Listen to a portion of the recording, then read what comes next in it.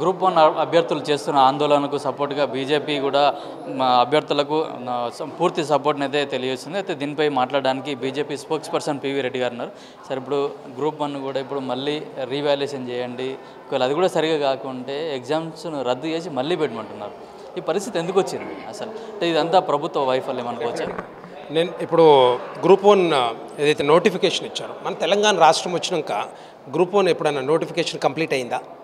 ఇప్పటివరకు ఎప్పుడు కాలే. బీఆర్ఎస్ హయాంలో కేసీఆర్ గారు టీఆర్ఎస్ హయాంలో కొత్తగా వచ్చిన టైంలో ఎట్టి పరిస్థితుల్లో సంవత్సరానికి 1,00,000 ఉద్యోగాలు ఇచ్చుకుంటూ వస్తా అని చెప్పాడు. కానీ దాంట్లో భాగంగానే గ్రూప్ 1, 2, 3, 4 అన్నీ కూడా నోటిఫికేషన్ ఇచ్చారు.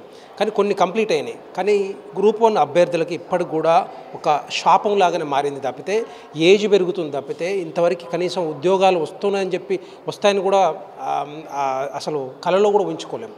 దగ్గర ఇప్పుడు 11-12 సంవత్సరాలు అవుతుంది మన తెలంగాణ రాష్ట్రం వచ్చాక. చాలామంది విద్యార్థులు నిరుద్యోగులు ఎంతోమంది ఎదురు చూస్తూ ఉన్నారు. గ్రూప్ 1 ఆఫీసర్స్ కావాలి, గ్రూప్ 1 ఆఫీసర్స్ అయితే మా కుటుంబాలు బాగుపడతాయి, మేము బాగుపడతాం, మా పిల్లలు రేపొద్దున బాగుపడుతున్న ఆలోచన. కానీ టీఆర్ఎస్ హయాంలో కేసీఆర్ గారి హయాంలో 3 నోటిఫికేషన్లు ఇచ్చారు. 3 కూడా రద్దు. ఎందుకంటే ఒకసారి లీక్ అని, ఇంకోసారి రివాల్యుయేషన్ అని, ఇంకోసారి కోర్టు కొట్టేసిందని తప్పుల తడగ్గా రకరకాలుగా మిస్టేక్స్ తీసుకొచ్చి మొత్తం అన్నీ రద్దు చేసుకుంటూ వచ్చారు. లాస్ట్లో 2023లో ఏదైతే నోటిఫికేషన్ ఇచ్చారో కేసీఆర్ హయాంలో, బీఆర్ఎస్ హయాంలో, దాన్ని మళ్ళీ తర్వాత అయిపోయింది. 2023 ఎన్నికల్లో డిసెంబర్లో వాళ్ళు ఓడిపోయారు. ఓడిపోయిన తర్వాత 2024లో 23లో డిసెంబర్లో కాంగ్రెస్ పార్టీ వచ్చింది. దాంట్లో 500 పోస్టులు ఉంటే 500 పోస్టులలో ఇంకొక 63 యాడ్ చేసి మేము పెద్ద నోటిఫికేషన్ ఇస్తున్నాం, మేము ఏదో గొప్ప చేస్తున్నాం అని చెప్పి దాన్ని కండక్ట్ చేశారు. ఎగ్జామ్స్ కండక్ట్ చేసిన తర్వాత బాగానే ఉంది. గ్రూప్ 1 అంతా మన ప్రిలిమ్స్లో చాలామంది పాస్ అయ్యారు, దగ్గరగా 2 లక్షల మంది. తర్వాత మెయిన్స్లో పాస్ అయ్యారు. తర్వాత మెయిన్స్ ఇదంతా వచ్చేసరికి రీఎవాల్యుయేషన్లో ప్రాబ్లం వచ్చింది. అక్కడ ఎవరికి అప్పుడే ఆల్రెడీ ఆ రీఎవాల్యుయేషన్లో మరి కొంతమంది అభ్యర్థులకి మార్కులు ఎక్కువ రావటం, తర్వాత కొంతమందికి తక్కువ రావటం, బాగా చదివిన విద్యార్థులకు తక్కువ రావటం ఎందుకు వచ్చింది? సో కొంతమంది విద్యార్థులు ఈ అనుమానం వచ్చిన తర్వాత దాంట్లో రాజకీయ మంత్రులు, చాలామంది మంత్రుల దగ్గరికి ఎంతోమంది నిరుద్యోగులు వెళ్ళి మొరబెట్టుకున్నా కూడా ఎప్పుడు కూడా వాళ్ళని పట్టించుకోలే. కరెక్టే ఉంది, అన్నీ కరెక్టే ఉన్నాయి, టీజీపీఎస్సీ బాగుంది, అన్నీ బాగున్నాయని చెప్పి వాళ్ళని పట్టించుకోలేదు. ఇంకా వాళ్ళకి ఇంకా వేరే ఆప్షన్ ఏముంటుంది చెప్పండి? ఒకటి కోర్టుకు వెళ్ళడం. అందుకే కోర్టుకు వెళ్ళారు. నిరుద్యోగులు కోర్టుకు వెళ్ళాక అక్కడ రివాల్యుయేషన్లో ప్రాబ్లమ్స్ ఉన్నాయి. కొంతమంది మరి సీట్లు ఉద్యోగాలు అమ్ముకున్నారు. ఎట్టి పరిస్థితుల్లో వాటి మీద ఎంక్వైరీ వేయాలి అనే ఆలోచనతోటి వాళ్ళు కోర్టుకు వెళ్ళేసి సబ్మిట్ చేశారు. ఆ ఎవిడెన్స్ అంతా కూడా కలెక్ట్ చేసి సబ్మిట్ చేశారు. సో నిన్న జడ్జిమెంట్ వచ్చింది. హైకోర్టు సింగిల్ బెంచ్ జడ్జిమెంట్ ఇచ్చారు. ఒకటి, మీరు 8 నెలల లోపల రీఎవాల్యుయేషన్ చేసి మొత్తం ప్రకటిస్తారా రిజల్ట్స్ని? లేదు, if not done then you have to go for reexamination అని చెప్పి క్లారిటీ ఇచ్చారు. సో చాలామంది విద్యార్థులు ఏమంటున్నారంటే, రీఎవాల్యుయేషన్ అంటే మళ్ళీ ఏదైనా జరగవచ్చు కదా, పక్కడ్బందీగా ఏమైనా జరగాలని, నిజంగానే ట్రాన్స్పరెంట్గా రిజల్ట్ జాబితా రావాలంటే డెఫినెట్గా రీఎగ్జామినేషన్ చేస్తే మళ్ళీ కొంత ఇది ఉంటుంది. కానీ రీఎగ్జామినేషన్ పెడితే మళ్ళీ ఎన్ని రోజులు పడుతుందో తెలియదు. ఏజ్ పెరుగుతూ ఉంది విద్యార్థులకి, నిరుద్యోగులకి. సో రీఎగ్జామినేషన్ పెడతారా లేకపోతే రీఎవాల్యుయేషన్ చేస్తారా అనేది ఇప్పుడు కాంగ్రెస్ పార్టీ డిసైడ్ చేసుకోవాలి. ఏమైనా కూడా భారతీయ జనతా పార్టీ ఒకటే డిమాండ్ చేస్తుంది, ఒక్క నిరుద్యోగి కానీ విద్యార్థికి కానీ వాళ్ళు మోసపోకుండా వాళ్ళని ఎట్టి పరిస్థితుల్లో వాళ్ళ ఏజ్ కూడా కన్సిడర్ చేసుకుంటూ నోటిఫికేషన్ ఇచ్చా కూడా రీఎగ్జామినేషన్ పెట్టినా కూడా ఎంత తొందరగా వీలైతే అంత తొందరగా కంప్లీట్ చేసి వాళ్ళకు ఉద్యోగాలు ఇవ్వాల్సిన బాధ్యత కాంగ్రెస్ పార్టీ మీద ఉంది. ఇప్పుడు రివాల్యుయేషన్ కనుక చేస్తే మేము ఎట్లాగో తప్పు చేసినామని ఒప్పుకున్నట్టు అయితే వాళ్ళు డెఫినెట్గా ఒప్పుకున్నట్టే. కానీ ఐ డోంట్ థింక్ ఇప్పుడు వాళ్ళు డివిజన్ బెంచ్కి వెళ్దామని ప్లాన్ చేస్తున్నారు కాంగ్రెస్ పార్టీ. డివిజన్ బెంచ్కి వెళ్ళినా కూడా నిజంగానే ఎంతగా పక్కగా ఎవిడెన్స్ దొరికిందంటే డివిజన్ బెంచ్లో కూడా అదే జడ్జిమెంట్ వస్తుంది. రేపొద్దున రీవాల్యుయేషన్ 8 monthsలో చేస్తారా లేకపోతే రీఎగ్జామినేషన్ పెడతారా? ఏదో ఒకటి చేయాలి. కాంగ్రెస్ పార్టీ ఏంటంటే ముందు నుంచి కూడా ఏం తీసుకొచ్చినా కూడా ఎక్సర్సైజ్ లేకుండా, కంట్రోల్ లేకుండా, ఒక ప్లాన్ లేదు, ఎగ్జిక్యూషన్ లేదు, మొత్తం తప్పుల తడక తీసుకొచ్చి టోటల్గా విద్యార్థుల్ని కాదు, రైతుల్ని, మహిళల్ని, అందరినీ, రైతు కూలీల్ని మొత్తం కూడా మోసం చేస్తూ ఉన్నారు. ఇదొక భాగమే, దాంట్లో మోసం చేయడంలో ఇదొక భాగమే.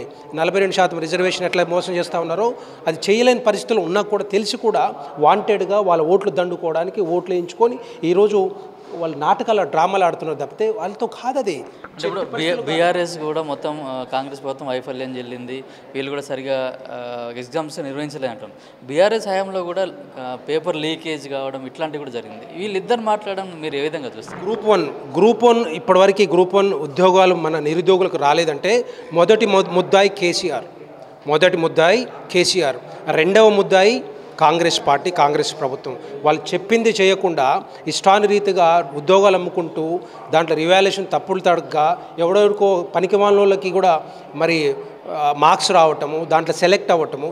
ఏంటిది? ఎక్కడ దాకా పోతుంది తెలంగాణ రాష్ట్రం? తెచ్చుకుంది దీనికోసమేనా? మనకు తెలుసు ట్యాగ్ లైన్ ఏముంది? నీళ్లు నిధులు ఉద్యోగాలని మనం తెచ్చుకున్నాం, కొట్లాడి తెచ్చుకున్నాం. 1200 మందిని బలిదానమైన తర్వాత ఈ రాష్ట్రంలో తెలంగాణ రాష్ట్రం తెచ్చుకున్న తర్వాత గిదా జరిగేది. నీళ్లు బాయ్, నిధులు బాయ్, ఉద్యోగాలు కూడా పోతాయా? ఇదా ఎట్లా బాగుపడాలి? మన నిరుద్యోగులు దగ్గర 34 లక్షల మంది నిరుద్యోగులు ఇప్పుడు ఉద్యోగాల కోసం వెయిట్ చేస్తూ ఉన్నారు. వాళ్ళు ఎక్కడ పోవాలి? నువ్వు ఎప్పుడు ఇస్తావు? జాబ్ క్యాలెండర్ ఎప్పుడు రిలీజ్ చేస్తావు? 2 లక్షల ఉద్యోగాలు ఎప్పుడు ఇస్తావు? రేవంత్ రెడ్డి గారు ఎంత కూడా ఆలోచించి చిత్తశుద్ధితోటి మీరు ఏం చెప్పారో అదంతా కూడా తీసుకొస్తే డెఫినెట్గా తెలంగాణ రాష్ట్ర బిడ్డలకి డెఫినెట్గా ఉద్యోగాలు వస్తాయి. లేకపోతే మాత్రం డెఫినెట్గా మిమ్మల్ని రేపొద్దున లోకల్ బాడీ ఎలక్షన్స్ వస్తున్నాయి. ఈ తెలంగాణ రాష్ట్రంలో కాంగ్రెస్ పార్టీకి గడ్డు పరిస్థితులు కనపడతా ఉన్నాయి. అందుకే రోజుకు ఒక బూచి చూపి రోజు దాన్ని పోస్ట్పోన్ చేయడమే తప్పితే వీళ్ళు చేయలేని పరిస్థితుల్లో ఉన్నారు కాంగ్రెస్ పార్టీ.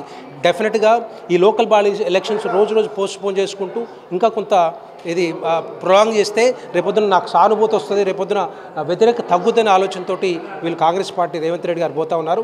ఎట్టి పరిస్థితుల్లో వీళ్ళని తొక్కడానికి, వీళ్ళ వెంటబడడానికి తెలంగాణ ప్రజలందరూ కూడా రెడీగా ఉన్నారు. టీఎస్పీఎస్సీ అంటే ఒక జ్యుడిషియల్ పవర్ కలిగింది.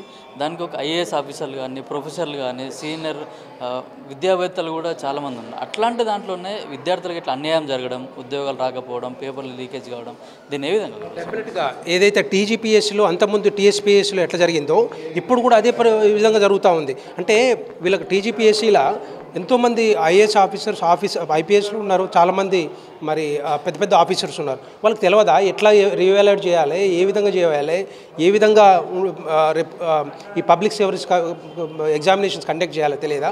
ఒకటే డిమాండ్ చేస్తుంది భారతీయ జనతా పార్టీ తరఫున. ఎక్కడైతే తప్పులు జరిగినాయో, ఎక్కడైతే మిస్టేక్స్ జరిగినాయో, ఎక్కడైతే ఎవరికైతే మరి మార్కులు వచ్చి వాళ్ళకి సెలెక్ట్ అయ్యారో వాళ్ళ మీద టోటల్గా జ్యుడిషియల్ ఎంక్వైరీకి సింగిల్ బెంచ్ జడ్జితో కానీ, లేకపోతే సుప్రీంకోర్టు జడ్జితో కానీ, లేకపోతే రిటైర్డ్ జడ్జితో కానీ డెఫినెట్గా వాటి మీద ఎంక్వైరీ చేసి టోటల్గా వెనక ఎవరైతే ఉన్నారో వాళ్ళని టోటల్గా బయటికి రాపేయాలి, తెలంగాణ బిడ్డలకు తెలియాలి.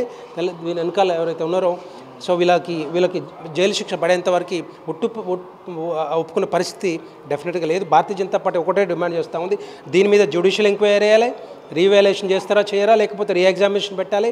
ఎంత తొందరగా వీలైతే అంత తొందరగా పెట్టి తెలంగాణ బిడ్డలకు ఉద్యోగాలు ఇవ్వాల్సిందిగా భారతీయ జనతా పార్టీ డిమాండ్ చేస్తూ ఉంది.